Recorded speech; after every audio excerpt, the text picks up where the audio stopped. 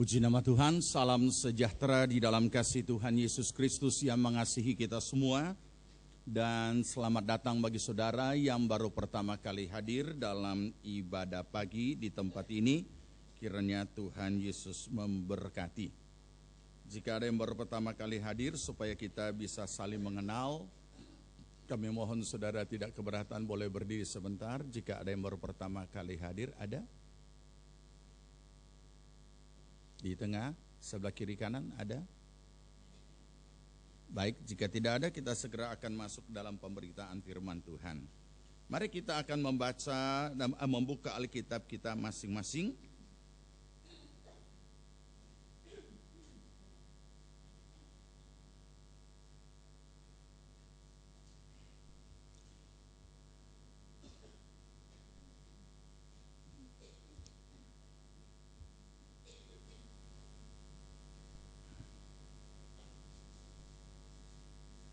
Ibrani pasal yang ke-12.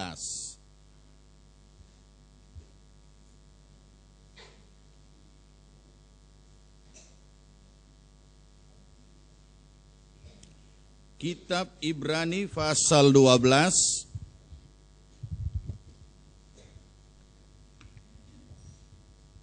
kita akan baca ayat 16 dan ayat yang ke-17. Jika saudara sudah temukan, mari kita sambut firman Tuhan dan kita akan baca bersama.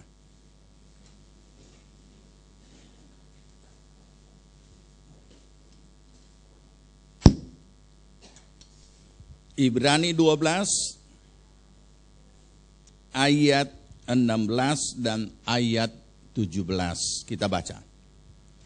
Janganlah ada orang yang menjadi cabul atau yang mempunyai nafsu yang rendah seperti Esau, yang menjual hak kesulungannya untuk sepiring makanan. Sebab kamu tahu bahwa kemudian ketika ia hendak menerima berkat itu, ia ditolak. Sebab ia tidak beroleh kesempatan untuk memperbaiki kesalahannya. Sekalipun ia mencarinya dengan mencucurkan air mata. Amin. Puji Tuhan, silakan duduk.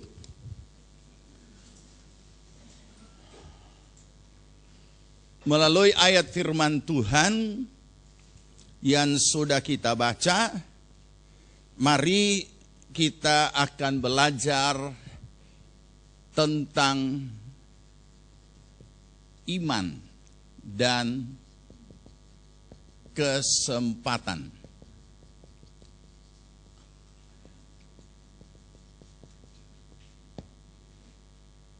Atau waktu. Saudara, beberapa minggu yang lalu ketika saya menyampaikan firman Tuhan dari hal mempergunakan waktu dengan rajin. Dan kita tahu bahwa tidak semua sepanjang waktu itu dia bisa menjadi kesempatan, dia bisa juga tidak menjadi kesempatan. Nah, apa yang akan kita pelajari untuk dapat memahami tentang keberadaan kita sebagai orang percaya yang beriman kepada Kristus, dan perjalanan hidup kita sebagai orang percaya yang dikatakan segala sesuatu ada waktunya, ada masanya. Itu yang sudah kita belajar dalam pengkhotbah pasal yang ketiga. Dan kita temukan bahwa di dalam perjalanan waktu atau seiring perjalanan waktu dan seiring perjalanan hidup kita, di dalam setiap waktu ada banyak peristiwa yang bisa terjadi. Dan itulah yang kita sebut realita hidup. yang sering kita istilahkan sehingga tidak mudah. Sehingga mudah untuk kita pahami. Sama ketika kita mulai bangun tadi pagi dan sampai kepada jam ini, ada rangkaian peristiwa yang sudah kita alami dan jalani bersamaan dengan berjalannya waktu, sekaligus dalam keberadaan kita sebagai orang percaya yang memiliki iman kepada Kristus. Sekarang, di dalam perjalanan hidup kita sebagai orang percaya, yang tentu saja ada banyak hal yang terjadi karena perjalanan hidup kita sebagai orang percaya juga sekaligus secara umum sebagai manusia lahiriah, seiring dengan perjalanan waktu, di dalam perjalanan hidup kita dan perjalanan waktu ini ada yang namanya kesempatan.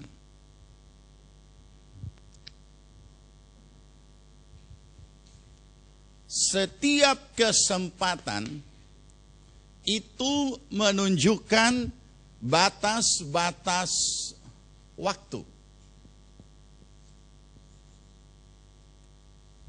Misalnya contoh, kebaktian pagi ini jam 7 sampai jam 9. Jadi untuk pagi ini bagi jemaat di sini kesempatan ibadah pagi hanya berapa jam? Hanya dari jam 7 sampai jam 9. Sesudah selesai, sesudah lewat jam itu ibadah telah selesai. Bagaimana kalau ada yang datang jam setengah 10 atau jam 10? Masih bisa ibadah? Masih bisa ibadah tidak? Tidak bisa. Karena kesempatan untuk ibadah pagi sudah selesai. Yang ada apa? Jam 10. Pemuridan. Kelas belajar Alkitab. Bukan kebaktian. Bagaimana supaya dia bisa ibadah ulang lagi di gereja ini? Dia harus tunggu jam 7 malam. Nah, sekarang sudah dapat tangkap ya, bahwa di dalam sepanjang perjalanan waktu yang ada, di dalamnya terisi berbagai macam bentuk kesempatan. Nah, semua hidup kita seperti itu. Apa saja. Dan kesempatan itu ada batas mulai, ada batas selesai, artinya terbatas. Kita orang Indonesia umumnya makan berapa kali? Makan pagi, siang, malam. Ada enggak makan sore?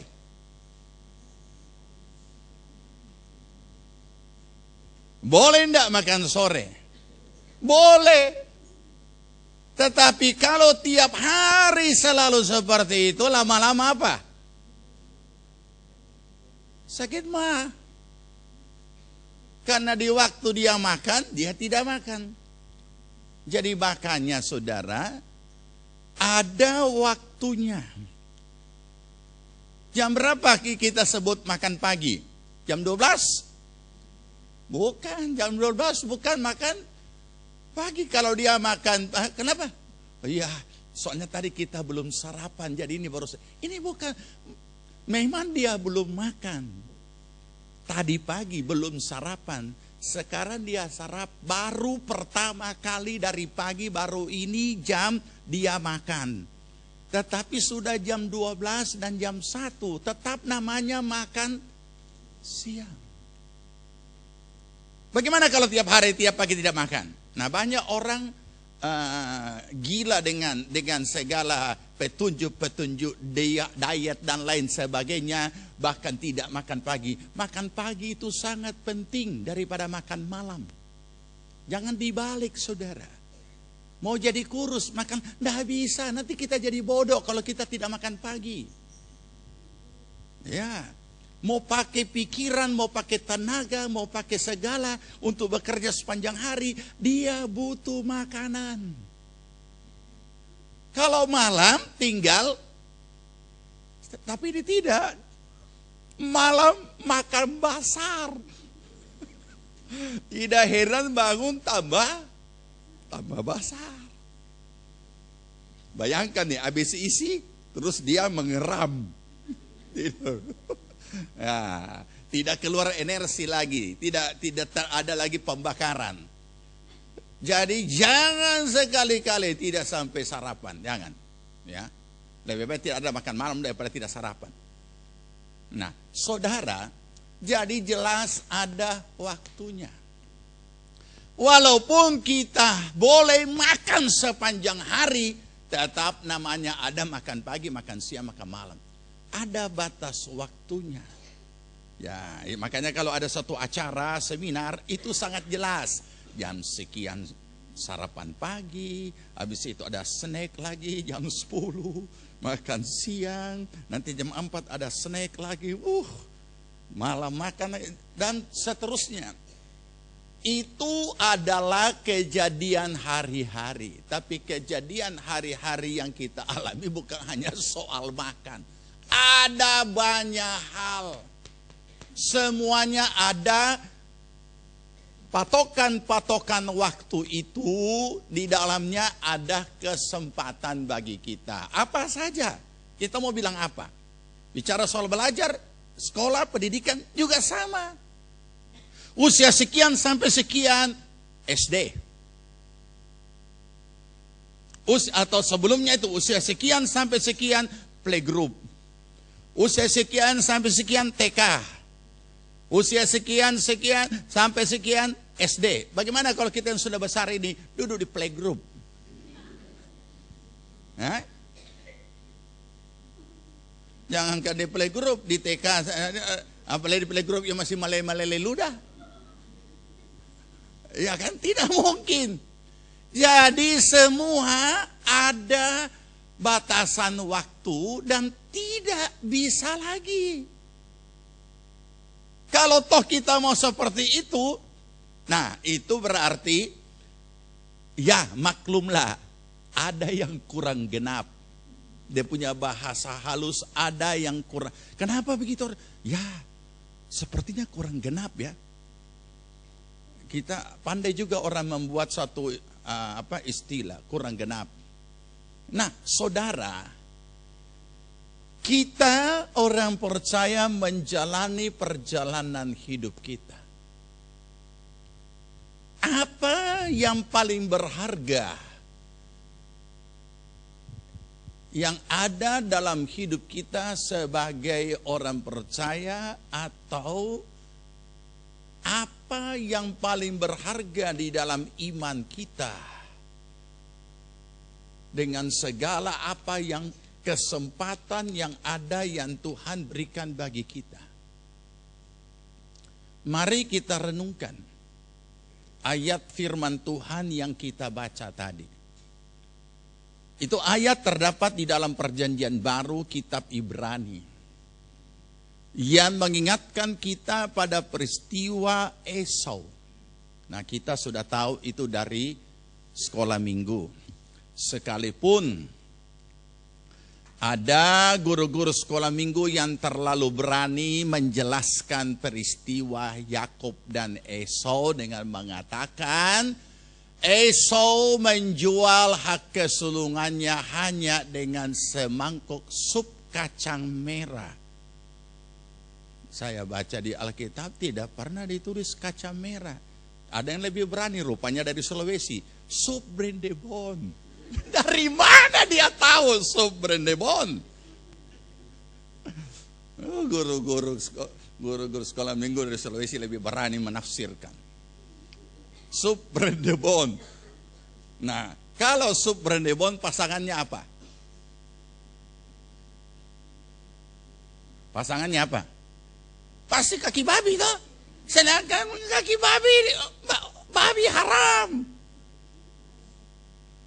bagaimana bisa sup brenebon? Nah, apakah Yakub memasak sup brenebon di bakupar dengan kaki domba? Nah, ini dia. Jadi Alkitab cuma tulis itu merah-merah. Ya, jadi bolehlah mungkin disilakan bagi yang Chinese food yang katakan sup merah. Ada kan sup merah itu. Nah, tidak mau kalah juga. Oke, kita tidak persoalkan itu. Tetapi mari kita baca sekali lagi. Dan kita akan menemukan dua hal ini yang menjadi pergumulan kita sebagai orang percaya. Perhatikan dengan baik. Ya, sama-sama. Janganlah ada orang yang menjadi cabul. Apanya Esau yang cabul? Dan kenapa Esau itu dikategorikan orang cabul? Atau lanjut, ia mempunyai nafsu yang rendah seperti Esau. Nampak di sini. Yang dimaksudkan seperti ini adalah nafsu yang rendah. Kenapa dikatakan nafsu yang rendah? Lebih lanjut, ia menjual hak kesulungannya untuk sepiring makanan. Sebab kamu tahu bahwa kemudian ketika ia hendak menerima berkat itu, ia ditolak sebab ia tidak beroleh kesempatan untuk memperbaiki kesalahannya.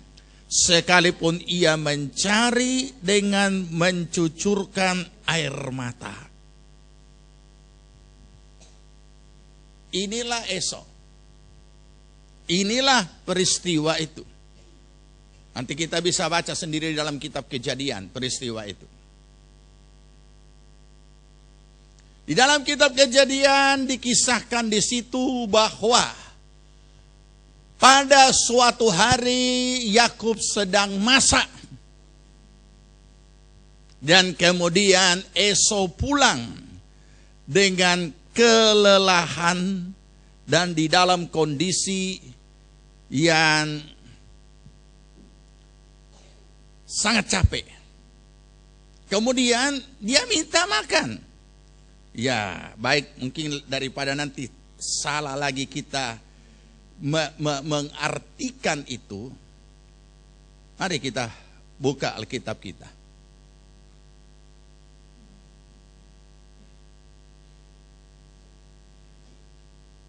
Kejadian 25.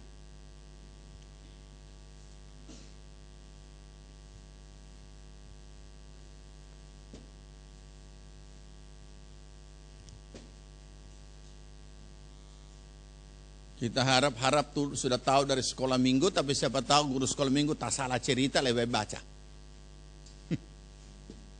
Apakah sup brendebon? Dan kita, kalau memang betul ditulis begitu, kita cari dia punya kaki babi. Tapi kalau tidak ada, berarti Alkitab yang benar. Guru sekolah minggu yang keliru. Ayat 9, sama-sama. Pada suatu kali Yakub sedang memasak apa? Brenebon? Apa? Sesuatu. Lalu datanglah Esau dengan lelah dari padang. Saudara bisa bayangkan dan renungkan? Pulang dengan lelah. 30. Kata Esau kepada Yakub, berikanlah kiranya aku menghirup sadiki. Kasihan. Dari yang merah-merah itu.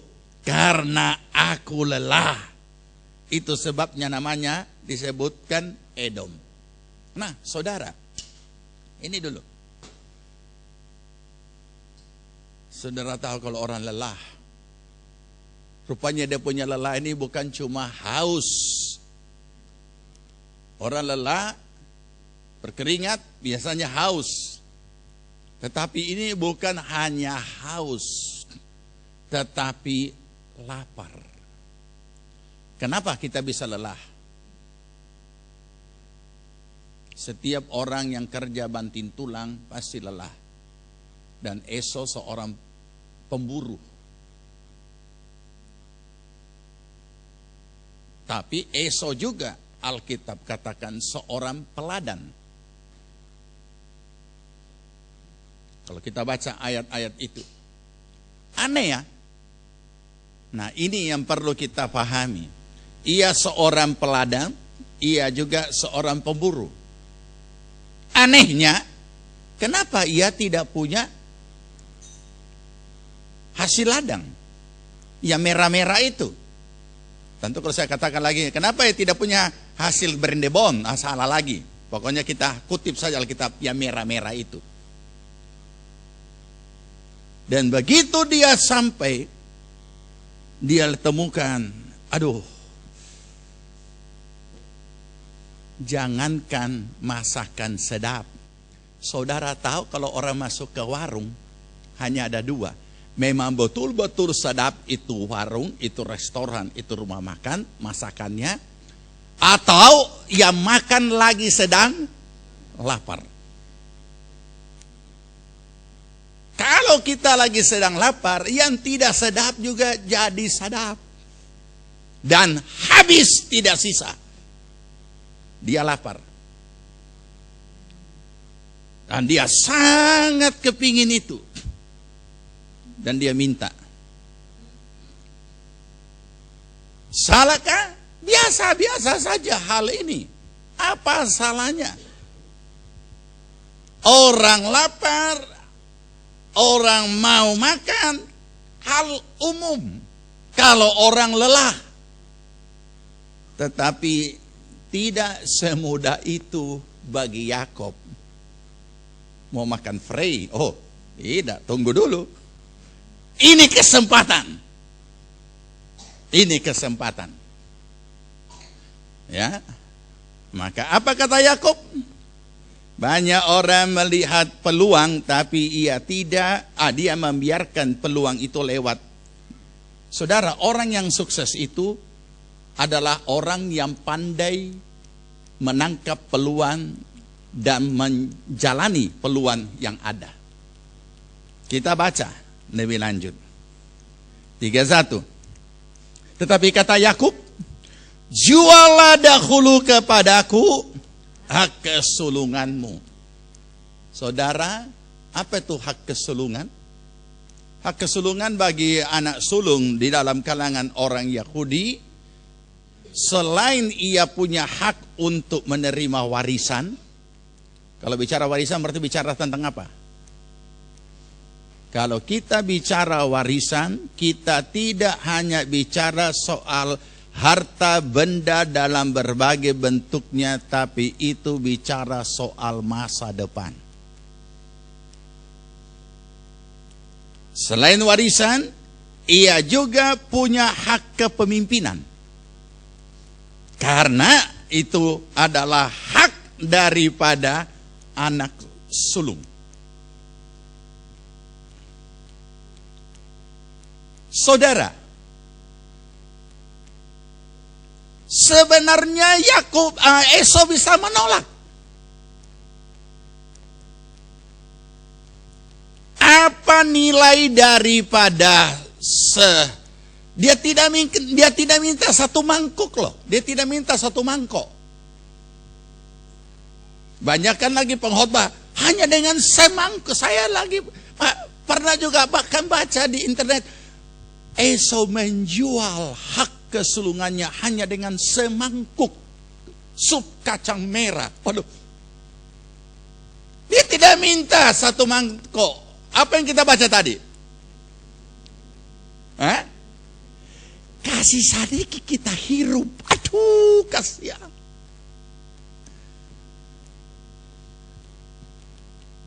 Kasih kesempatan saya menghirup. Dia cuma hirup. Dia tidak minta satu loyang. Tapi Yakub berkata, jual dulu hak kesulunganmu kepadaku.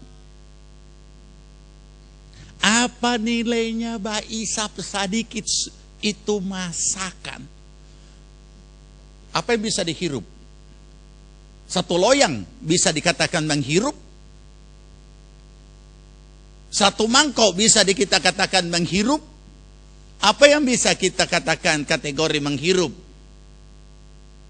Satu sendok. Saya tidak mengatakan bahwa Yakub hanya kasih satu sendok. Tapi dia punya cara babuju untuk bisa dapat ini. Kasih akan kita sedikit menghirup. Bukan main. Ini adalah menu masakan yang termahal di dunia. Yang semua kaum ibu perlu cari tahu DP resep Yakub ini bagaimana dia mengelola DP masakan ini sehingga DP mahal luar biasa.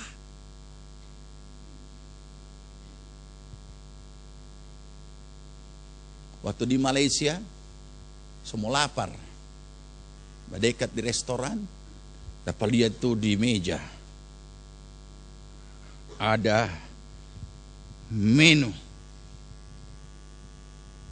Ya, karena bahasa Malaysia mirip-mirip juga, ya namanya bahasa Melayu. Ikan gerapu tim. Terus datang teman atau om, itu mahal sekali. Kita di Jakarta makan ternyata luar biasa dia punya mahal. Tapi sotalanjur kita orang pesan sotalanjur duduk, sotalanjur makan. Jadi harus bayar.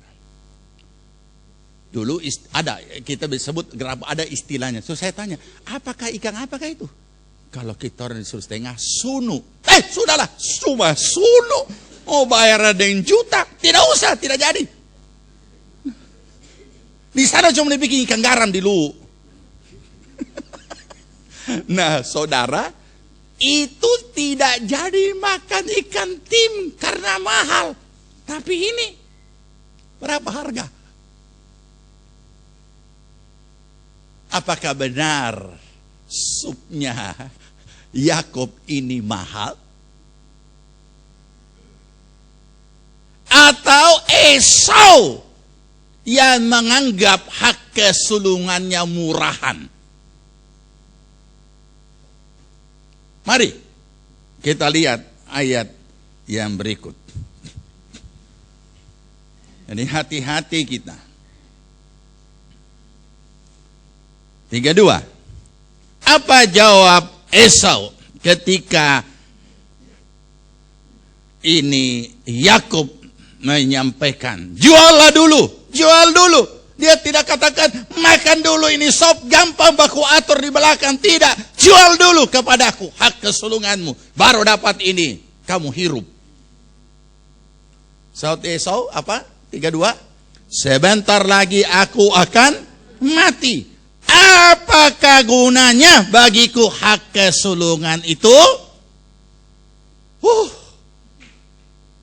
Memang. Nah, sekarang dapat tahu.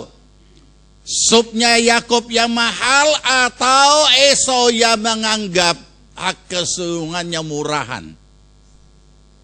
Esau. Sebentar lagi aku akan mati. Ini kalimat orang yang putus asa. Ini kalimat orang yang tidak punya visi masa depan. Ini kalimat pesimis. Ini kalimat yang tidak punya harapan apa-apa.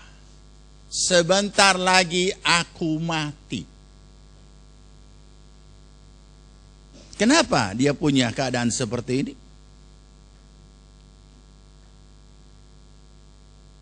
Tiap hari dia berhadapan dengan bahaya sebagai pemburu. Dia masuk keluar tempat-tempat perburuan dan harus berhadapan dengan hal-hal yang buas.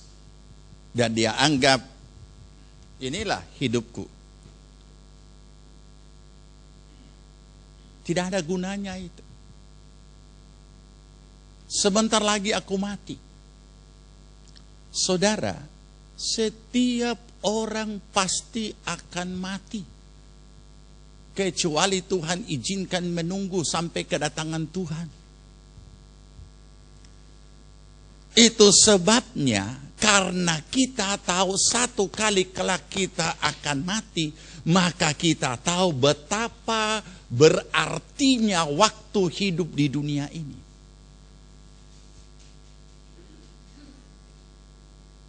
Dan kita tidak boleh menjalani perjalanan hidup kita dengan keputusasaan. Oleh karena masalah-masalah yang kita hadapi. Kita tidak boleh menjalani hidup kita dengan perjalanan waktu hidup kita sampai umur sekian dengan tidak ada kejelasan masa depan. Tidak bisa, saudara. Kita tidak bisa juga menjadi pesimis menghadapi masalah-masalah yang besar dalam hidup kita. Kalau kita adalah orang seperti itu, hak kesulungan tidak ada artinya bagi kita. Padahal hak kesulungan ini sudah isinya hak kesulungan itu adalah kepastian masa depan. Tapi ia tidak memahami itu. Ia tidak memerlukan itu. Ia mau hidup dengan caranya sendiri.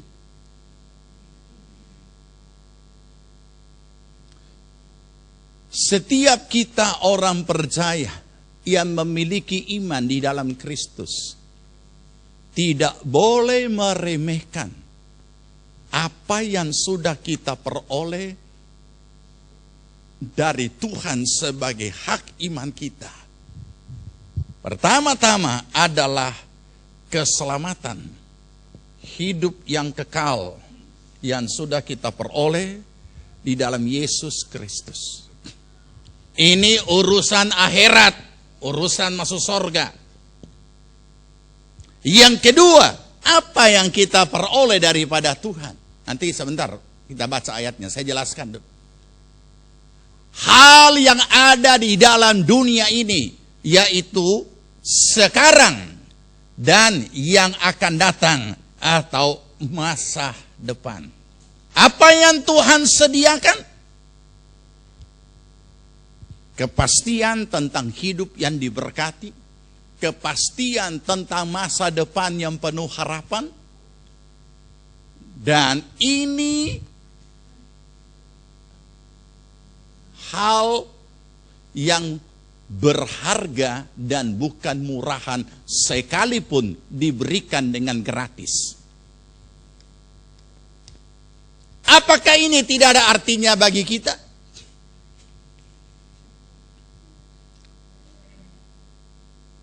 Apakah keselamatan hidup yang kekal untuk masuk di dalam kerajaan sorga itu tidak ada artinya bagi kita? Apakah hidup yang diberkati dan masa depan yang penuh harapan di dunia ini tidak ada artinya bagi kita? Kalau itu tidak ada artinya bagi kita,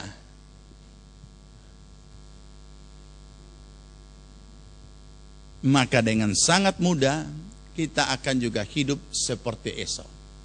Dia hidup dengan maunya sendiri. Dia hidup dengan caranya sendiri. Dia tidak memusingkan itu hak kesulungan. Padahal hak kesulungan adalah masa depannya di dalam dia menjalani hidupnya di dunia. Siapa dia? Sebagai apa dia?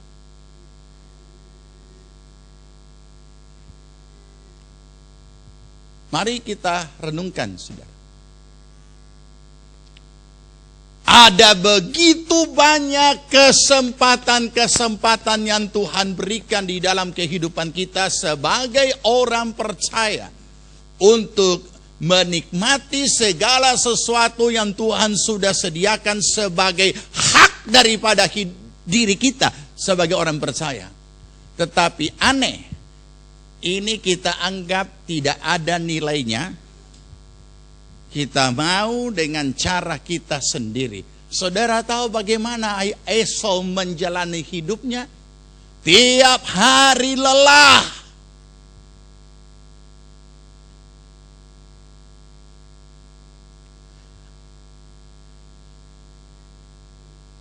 Mari kita renungkan dalam hidup kita sehari-hari.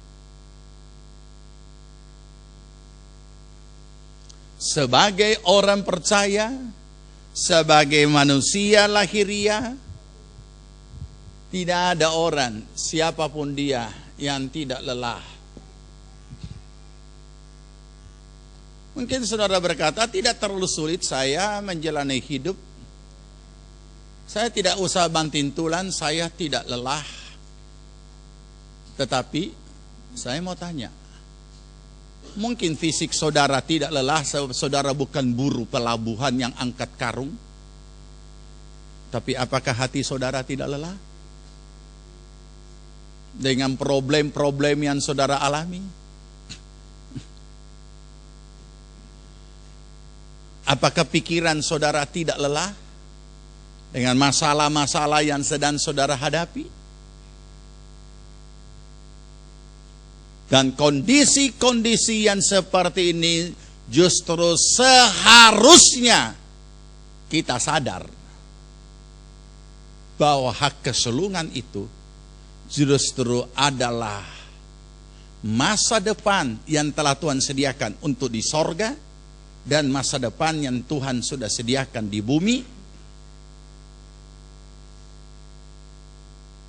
untuk kita miliki dan nikmati. Nah, kenapa Esau seperti ini? Nanti kita akan lihat pribadi Esau. Dan kita akan terkejut membaca suatu ayat bagaimana pandangan Tuhan antara Esau dan Yakub. Ketika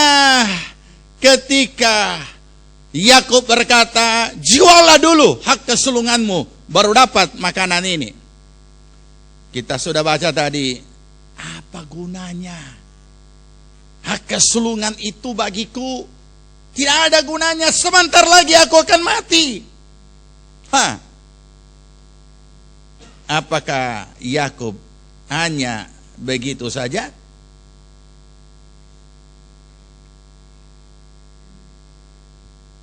Mari kita baca lebih lanjut.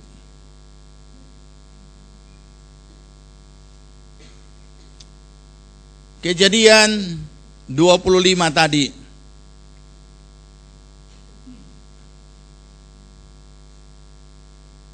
Ayat 3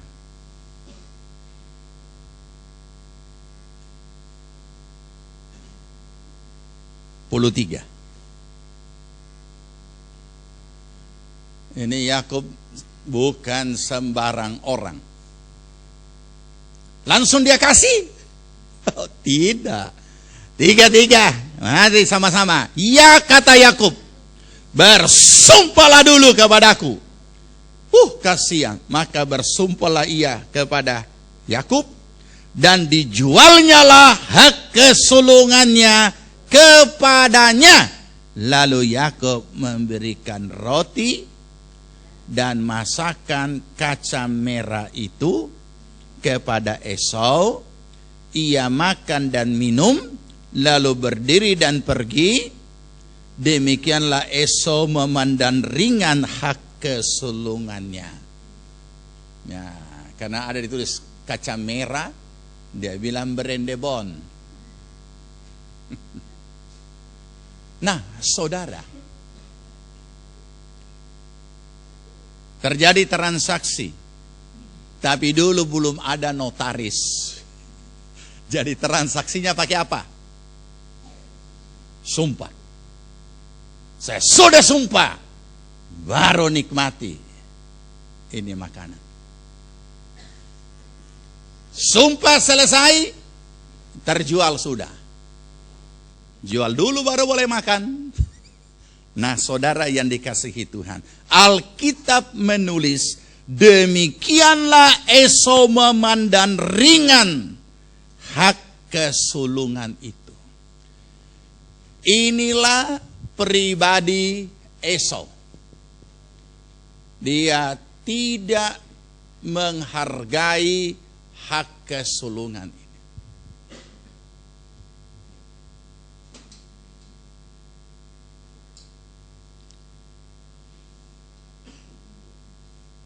Saudara, ini perlu menjadi perenungan kita. Berapa lama makan roti dan masakan kaca merah itu? Berapa lama? Selapar-laparnya kita kadangkala jengkel menunggu di restoran. Pernah saya ada tamu dari pusat, bawa makan bakmi, dia pesan mie kuah supaya bersuar-suar. Tapi menunggu mie kuah, semangkok mie kuah, tunggu 2 jam. Oh, dia marah. Karena memang orangnya tukang emosi. Dan memang saya juga, aduh kenapa begitu lama dari tadi. Padahal itu tempat makan tidak rame. Nih ya, saya pesan lain, dia pesan lain. Rupanya bikin dulu 1, selesai 1, cuma 1 belanga, baru bikin ini mie kuah. Lama sekali. Terakhir dia tidak mau makan. Kenapa? Sudah hilang nafsu makan. Selapar-laparnya kita, selama-lamanya kita menunggu itu masakan yang dimasak di restoran, kita makan, tidak ada orang makan sampai 2 jam, 1 jam. Apalagi kalau lapar, selesai. 10 menit habis selesai. Dalam jangka waktu kurang lebih, katakanlah kurang lebih hanya, katakanlah yang paling lama orang makan itu 30 menit, so dengan cerita. Kadang-kala juga cuma 5 menit. Dan ada orang berkata, orang yang makannya cepat, kerjanya cepat. Orang yang lambat, makan lambat juga DP kerja pelan. Saya tidak tahu betul tidak. Tapi sepertinya umumnya begitu. DP kerja juga cepat. Tapi kalau dia makan 1. DP kerja juga. Ya. Ya, jadi berbahagialah kalau anak-anak saudara lahap DP makan. Berarti cepat DP kerja. Kalau betul, jangan coba cepat DP makan. Ya, oke. Jadi saudara, perhatikan ya. Dalam jangka waktu hitungan menit, nasib, kalau kita pakai bahasa umum, nasib masa depan Yakub hancur dan lenyap. Yaitu hilangnya hak kesulungan.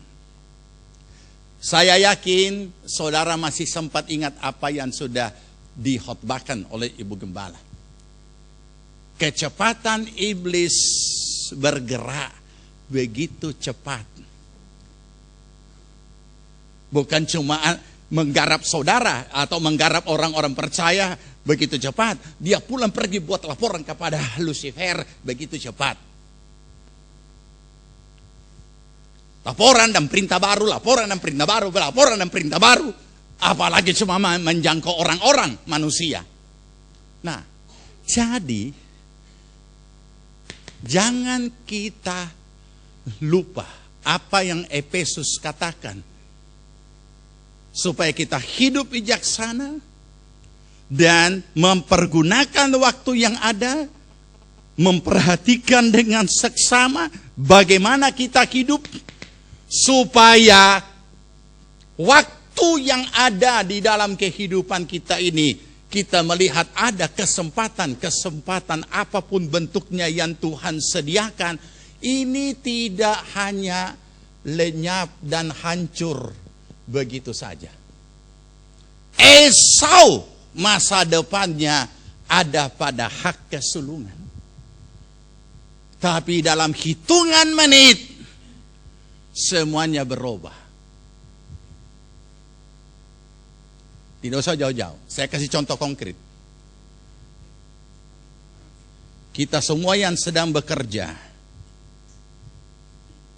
ketika dalam hitungan menit ada sesuatu perubahan yang terjadi pada pekerjaan saudara, masa depan berubah.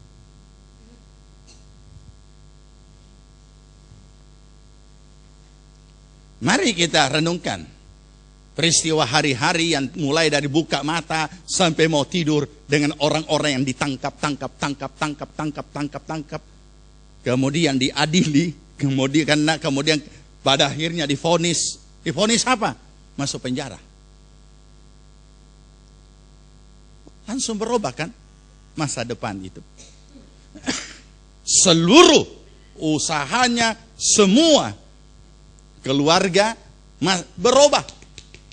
Ketika terjadi suatu masalah-masalah yang menimpa di dalam hidup kita, dan masalah itu punya kemampuan menghancurkan masa depan, kita tidak cari masalah. Tapi ini Esau cari masalah dan membuat masalah. Sedangkan kita tidak cari masalah boleh datang. Dia datang setiap saat. Tapi kalau dia datang, bukan kita yang cari tapi dia hadir, maka dia hadir dalam bentuk menguji, ujian bagi kita. Tetapi kalau ini dihadirkan oleh Esau.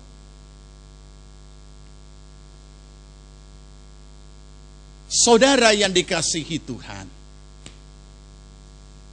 kesempatan yang ada di depan ini lenyap oleh sebuah suatu peristiwa. Hanya karena lapar dan kepingin makanan itu. Inilah yang dikatakan oleh